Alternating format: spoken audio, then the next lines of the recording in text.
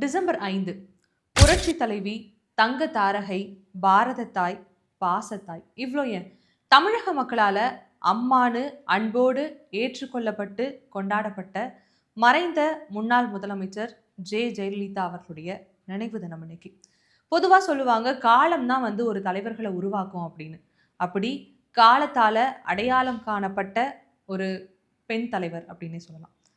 இந்த ஒரு தினத்துல அவங்களுடைய வாழ்க்கையில கடந்து வந்த சில பக்கங்களை புரட்டி பார்க்கலாம். கோமலவல்லி, அதாவது ஜெயலலிதா அவர்களுடைய இயற்பெயர். பிப்ரவரி 24ஆம் தேதி 1948ல கர்நாடகா மாநிலத்துல பிறக்கிறாங்க. ஒரு செல்வந்தரான குடும்பம், ஒரு டீசென்டான குடும்பம் அப்படின்னு வச்சுக்கலாம். இவங்களுடைய தந்தை ஜெயலலிதா அவர்களுடைய 2ஆம் வயதிலேயே காலமாகிறார். தந்தையுடைய இறப்புக்கு பிறகு கர்நாடகால இருந்து புறப்பட்டு சென்னைக்கு வராங்க. சென்னையில இருக்கக்கூடிய சர்ச் பார்க் கான்வென்ட்ல தான் அவங்களுடைய பள்ளி படிப்பை முடிக்கிறாங்க. அடுத்ததா கல்லூரி படிப்புக்காக சென்னையில இருக்கக்கூடிய ஸ்டெல்லா மேரிஸ் கல்லூரியை தேர்ந்தெடுக்கிறாங்க, ஜாயின் பண்றாங்க, படிக்க ஆரம்பிக்கிறாங்க. ஆனா அவங்க கல்லூரியில படிச்சுட்டு இருக்கும் பொழுதே பட வாய்ப்புகள்லாம் அதிகப்படியா வரதுனால கல்லூரி படிப்பை அப்படியே டிஸ்கண்டினியூ பண்ணிட்டு திரைப்படத்துல முழு நேரமா இறங்க ஆரம்பிக்கிறாங்க. கல்லூரி படிப்பு பாதியிலேயே இடைநிறுத்தம் செய்திருந்தாலுமே கூட பரதநாட்டியம், குச்சிப்புடி இந்த மாதிரியான பல நடன சம்பந்தப்பட்ட விஷயங்கள்ல அதிகப்படியான ஆர்வம் கொண்டவங்க. பரதநாட்டியம்லேயே 100க்கும் மேற்பட்ட விருதுகளையுமே வாங்கியிருக்காங்க.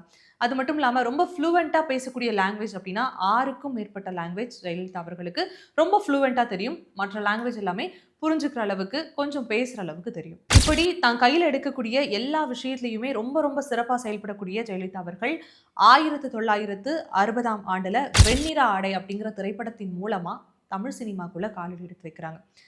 இது வரைக்கும் கிட்டத்தட்ட 148க்கும் மேற்பட்ட படங்கள் நடிச்சிருக்காங்க. இதுல 128 படங்கள் இவங்க ஒரு லீட் கேரக்டர் பண்ணியிருக்காங்க. அதுலயும் 28 படங்கள் எம்ஜிஆர் அவர்களோட மட்டுமே இணைந்து நடிச்சு நிறைய ஹிட் கொடுத்திருக்காங்க. இப்படி கலைத்துறையில தனக்குன்னு ஒரு இடம் பிடிச்சு, தனக்குன்னு ஒரு ரசிகர்கள் கூட்டத்தையே உருவாக்கின ஜெயலலிதா அவர்கள் காலத்தினுடைய கட்டளையால்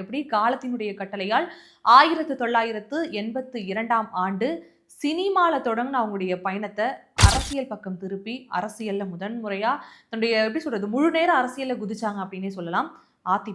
அதிமுகவில் அவங்க இணைந்த கையோடு அவர்களுக்கு கொள்கை பரப்பு செயலாளர் அப்படிங்கிற ஒரு பதவியுமே கொடுக்கப்பட்டது. அந்த பதவியில ரொம்ப பிரமாதமா செயல்பட்டாங்க அப்படிங்கறத நான் சொல்லவே தேவையில்ல. தமிழக மக்கள் எல்லோருமே அறிந்த ஒரு விஷயம்தான். ஜெயலலிதா அவர்கள் அதிமுகவில் இணைந்த அந்த காலகட்டங்களில் பார்த்தோம் அப்படின்னா திமுகவில் தான் அதிகப்படியான பேச்சாளர்கள் இருந்தாங்க. அதிமுகவில் பேச்சாளர்கள் யாருமே இல்லையா அப்படிங்கிற ஒரு கேள்வி எழுந்த சமயத்துல தான் ஜெயலலிதா அவர்களுடைய ஒவ்வொரு பேச்சும் பல பேரை வியந்து பார்க்க வைத்தது. அதற்கு பிறகு 1984ஆம் ஆண்டுல மாநில அவையினுடைய உறுப்பினரா ஜெயலலிதா அவர்கள் தேர்ந்தெடுக்கப்பட்டாங்க. அந்த கூட்டத்துல ஜெயலலிதா அவருடைய பேச்சை பார்த்த அப்போதைய பிரதமர் வாயடைத்து திகைத்து வியந்து பார்த்த சம்பவங்களுமே ஜெயலலிதா அவர்களுடைய வரலாற்று பக்கங்கள்ல இருக்கதான் செய்யுது. அதே மாதிரி ஜெயலலிதா அவருடைய அரசியல் களத்தை எடுத்துக்கிட்டோம் அப்படின்னா பல போராட்டங்கள் இருக்கு, பல அவமானங்கள் இருக்கு. எல்லாத்தையுமே கடந்துதான் இப்போ வரைக்கும் எல்லாராலும் அம்மா அப்படிங்கிற ஒரு பெயரோட அறியப்படுகிறார். அதே போல ஜெயலலிதா அவருடைய ஆரம்ப கால அரசியலையும் எடுத்துக்கிட்டோம் அப்படின்னா அவங்களுடைய இருக்கை எண் அவங்களுக்கு ஒன்று கொடுக்கப்பட்டது இல்லையா? அந்த இருக்கை எண்ணுமே ரொம்ப ஸ்பெஷலான ஒரு இருக்கை எண்ணே சொல்லலாம். காரணம், அண்ணா, கலைஞர் போன்ற அரசியல் மூத்தவர்கள் இருக்காங்க இல்லையா, அவர்கள் அனைவருக்கும் கிடைத்த ஒரு எண் தான் ஜெயலலிதா அவர்களுக்குமே அப்போ கொடுக்கப்பட்டது. இதுக்கெல்லாம் முன்னாடி எடுத்துக்கிட்டோம் அப்படின்னா வெறுமனே தனக்கு இருக்கக்கூடிய சினிமா கிரேஸை மட்டும் பயன்படுத்திக்கிட்டு அரசியலுக்குள்ள வந்தவங்க கிடையாது ஜெயலலிதா அவர்கள். கிட்டத்தட்ட 20க்கும் மேற்பட்ட அந்த அரசியல் பிரமாண பத்திரிகைகள் இருக்கும் இல்லையா, அதாவது அண்ணா அவர்களால் உருவாக்கப்பட்ட அந்த ஒட்டுமொத்த அரசியல் சம்பந்தப்பட்ட பத்திரிகைகளையுமே படிச்சு இதுதான் அதிமுகவினுடைய பிரதான கொள்கை அப்படிங்கிறத அடிப்படையான ஒரு பேசிக் நாலேஜோட அரசியலுக்குள்ள வந்து அரசியலை முழுமையா கத்துட்டு வந்த ஒருத்தர் அப்படின்னே சொல்லலாம். அதற்கு பிறகு தன்னை தொடர்ந்து அரசியல் களத்துல ஒவ்வொரு இடத்துலையும் நிரூபிக்க வேண்டிய ஒரு சூழ்நிலை ஜெயலலிதா அவர்களை சுத்தி அமைந்தது. அப்படி நிரூபிக்க வேண்டிய ஒவ்வொரு கட்டத்திலையுமே ரொம்ப பிரமாதமா மக்களுடைய மனதுல ரொம்ப ஆழமா தன்னை நிறுத்திக்கிட்டாங்கன்னே சொல்லலாம். காலம் கரைபுரண்டு ஓட ஓட எம்ஜிஆர் அவருடைய உடல்நிலையும் ரொம்ப மோசமான நிலைக்கு போகுது.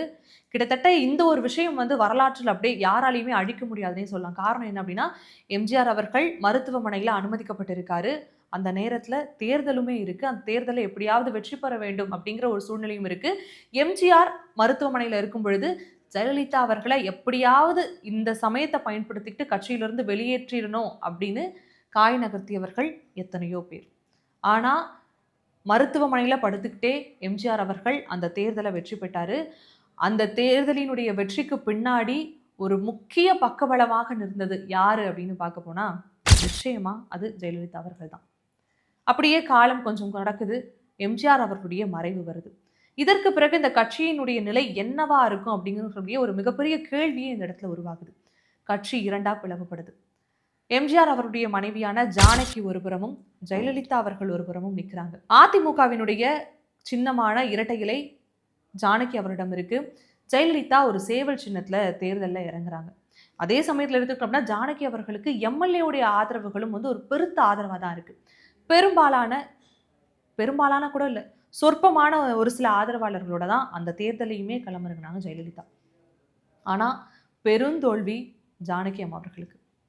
ஆனா இந்த இடத்துல ஜானகி அவர்கள் வந்து கண்டிப்பா பாராட்டி ஆகணும். காரணம் என்ன அப்படின்னா, தனிப்பட்ட முறையில வெறுப்பு அது எல்லாத்தையுமே தாண்டி கட்சியினுடைய வளர்ச்சி அப்படின்னு பார்க்க போனா, இந்த இடம் ஜெயலலிதா அவர்கள் இருந்தா மட்டும்தான் சரியா இயக்கப்படும் அப்படிங்கிறத உள்வாங்கி கட்சி அவங்க கிட்ட குடுத்துட்டு, இதுல இருந்து விலகிக்கிறேன்னு ரொம்ப அழகா விலகுனாங்க.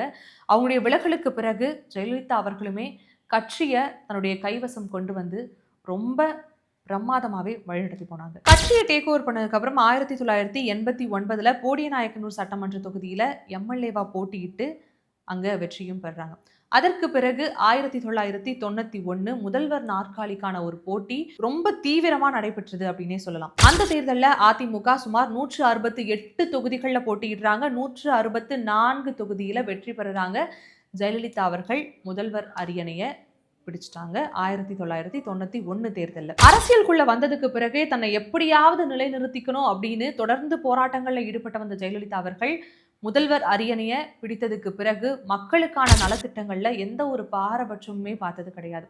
சொல்லப்போனா காவேரி நதி பிரச்சனை வந்து ரொம்ப பெரிய ஒரு பிரச்சனையாவே இருந்துச்சு. ஆனா அதற்கான ஒரு முழு நேர ஒரு போராட்டத்தை நடத்தி அதை எப்படியாவது மீட்டு கொண்டு வரணும் அப்படிங்கிறதுல ரொம்ப தீவிரம் காட்டி வெற்றியும் பெற்ற ஒருத்தர் தான் ஜெயலலிதா. ஜெயலலிதா அவர்களுடைய அரசியல் வரலாற்று எடுத்துக்கிட்டோம் அப்படின்னா கிட்டத்தட்ட 5 முறை முதல்வராக இருக்காங்க. 2 முறை கண்டினியூஸா 5 முறை ஆட்சி முடிந்து பிறகு 5 முறை முதல்வரான சம்பவங்கள் எல்லாமே அரசியல் வரலாற்றுல இருக்க தான் செய்யுது. ஒரு தலைவர் எப்படி வாழணும் அப்படிங்கிறதுக்கு வந்து ஒரு ஆகச்சிறந்த உதாரணமா இன்னைக்கு வரைக்குமே ஜெயலலிதா அவர்கள் இருந்துட்டு இருக்காங்க. அதற்கு எடுத்துக்காட்டுகளா சொல்லணும் அப்படின்னா அவங்க கொண்டு வந்த அம்மா உணவகமாக இருக்கட்டும், மடிக்கணினி திட்டமா இருக்கட்டும், பள்ளி பிள்ளைகளுக்கு அவங்க செஞ்ச ஒவ்வொரு விஷயமா இருக்கட்டும், பெண்களுக்கான திட்டங்களை பார்த்து வழிவகுக்கிற திட்டமா இருக்கட்டும். அது மட்டும் இல்லாம அவங்க கொண்டு வந்த எந்த ஒரு திட்டமுமே இன்ஸ்டன்ட் சொல்யூஷன் கிடையவே கிடையாது. இப்போ ஒரு பிரச்சனை இருக்குன்னா இந்த பிரச்சனைக்கான சொல்யூஷன் மட்டுமா இல்லாம இது 10 வருஷம் கழிச்சும் இந்த பிரச்சனை வந்துச்சுன்னா அந்த பிரச்சனைக்கு இந்த சொல்யூஷன் அப்பயும் தீர்வா இருக்கும் அப்படிங்கிற மாதிரி தான். எத்தனை காலம் ஆனாலும் அவங்க கொண்டு வந்த ஒரு திட்டமானது தொடர்ந்து அவங்களுடைய பெயர் சொல்லிக்கிட்டே தான் இருக்கும். காலம் என்றுமே மறக்க முடியாத ஒரு தலைவரா ஜெயலலிதா அவர்களுமே இருந்துட்டு தான் இருப்பாங்க. பொதுவா ஆண்கள் ஆதிக்கம் செலுத்தக்கூடிய அரசியல்ல பெண்கள் சாதிப்பது அப்படிங்கிறதையும் தாண்டி நுழைவது அப்படிங்கிறதே ஒரு சாதனையா தான் இருக்கும்.